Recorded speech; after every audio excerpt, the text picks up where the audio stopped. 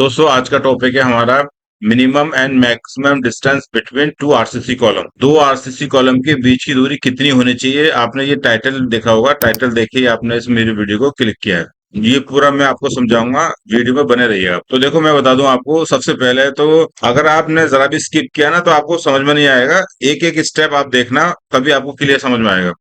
तो सबसे पहले मैं आपको बता दूं कि मिनिमम डिस्टेंस दो कॉलम के बीच की दूरी और मैक्सिमम डिस्टेंस दो कॉलम के बीच की दूरी मैक्सिमम वो कुछ भी नहीं होती है। ऐसे ये टोटली डिपेंड होता है डिजाइन के ऊपर और लोड के ऊपर। बिल्डिंग के ऊपर में लोड कितना आ रहा है, उस पर डेड लोड कितना आ रहा है, लाइव लोड कितना आ रहा है, ये टोटली उस पर डिपेंड करता है।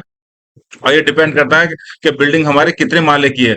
मल्टी स्टोरेज बिल्डिंग है, 10 माले की है या 20 माले की है, ये डिपेंड करता है बिल्डिंग की स्टोरी के ऊपर में कि कितना ऊंचा बिल्डिंग का हाइट है, कितना ऊंचा बिल्डिंग बनाना है। अगर मैं बात करूं यानी G+2 G+3 बनानी है, तो वहां पर आप देखोगे कॉलम का साइज भी कम होगा और बीम का साइज भी कम होगा। और वहीं अगर हमने बिल्डिंग 12 माले 20 माले 25 माले बना दी, तो कॉलम का साइज भी इंक्रीज हो जाएगा और बीम का साइज भी इंक्रीज हो जाएगा। और अगर हमने दो कॉलम की बीच की दूरी को बढ़ा दिया, यानी हमने 20 मीटर 10 मीटर, अगर हमने दो कॉलम की बीच की दूरी 10 मीटर 8 मीटर 9 मीटर कर दी, तो वहां भी बीम का साइज भी इंक्रीज हो जाएगा और कॉलम का साइज भी इंक्रीज हो जाएगा। लेकिन हमें इसके साथ साथ में एक चीज का ध्यान और रखना है, एक चीज को और नजर में रखना है कि अगर हमारा बिल्डिंग, अगर हमने दो कॉलम की दूरी बढ़ा दी, तो कहीं ऐसा तो नहीं हमारी बिल्डिंग बहुत कॉस्टली हो जा रही है। अगर हमने ये दो कॉलम, सपोज दैट ये दो कॉलम देख लो, अगर ये कॉलम और ये कॉलम दोनों है और ये कॉलम मैं यहाँ से हटा देता हूँ, तो अगर मेरा ये बीम का साइज यहाँ पे इंक्रीज हो जा रहा है, तो कहीं ऐसा तो नहीं इंक्रीज हो जाने की वजह से ये बिल्डिंग मेरी कॉस्टली हो रही है।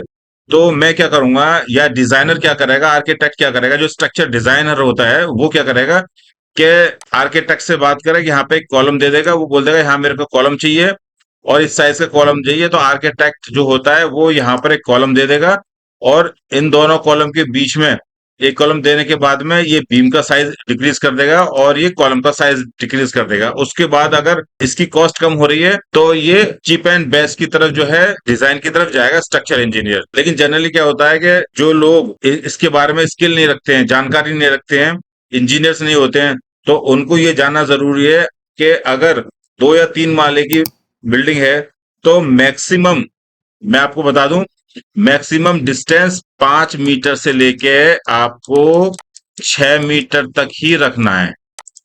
इससे आगे नहीं जाना है अगर बिल्डिंग 2+G+2 है, ठीक है ना, G+2 है या G+3 है, तो दो कॉलम के बीच की दूरी आप 5 से 6 मीटर रखोगे और मिनिमम जो रखोगे आप 2.5 मीटर से लेकर 3 मीटर तक की दूरी रखोगे। मिनिमम डिस्टेंस इतना होना चाहिए, इससे कम नहीं होना चाहिए। ये उन लोगों के लिए जिनको जानकारी नहीं है, जो टेक्निकल नॉलेज नहीं रखते हैं, अपना घर बनाते हैं गांव में, घरों में, शहरों में, तो उनको ये जानना जरूरी है। उनके लिए ये वीडियो बहुत इंपॉर्टेंट है। और जो स्ट्रक्चर, जो इंजीनियर है, जो सिविल इंजीनियर है, उनको नॉलेज रहती है, लेकिन उनको भी ये जानना जरूरी है कि हम मिनिमम डिस्टेंस कितना रख देते हैं और मैक्सिमम डिस्टेंस कितना होना चाहिए हमारा, ठीक है, दो कॉलम के बीच की दूरी का। अब यहाँ पे देखो, ये दो कॉलम है, यहाँ पे 5 मीटर 825 है, ये दो दो कॉलम की बीच की दूरी। लेकिन यहाँ देखोगे आप, इन दोनों कॉलम के बीच की दूरी 3450 है, ये 3450 है, 3600 है।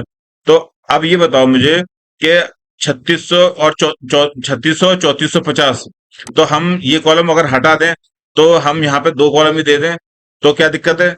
लेकिन स्ट्रक्चर इंजीनियर ने ये सोचा कि अगर मैं यहाँ पर एक कॉलम दे देता हूँ, 6 मीटर से ऊपर ना जाके यहाँ मैं कॉलम देता हूँ, तो ये बीम का साइज मेरा कम हो जाएगा और ये कॉलम का साइज कम हो जाएगा। इसलिए यहाँ भी कॉलम दे दिया उसने और यहाँ भी कॉलम दे दिया उसने। क्लियर समझ में आया? समझ में आ गया तो बहुत अच्छी बात है, नहीं समझ में आया तो कमेंट जरूर करना आप।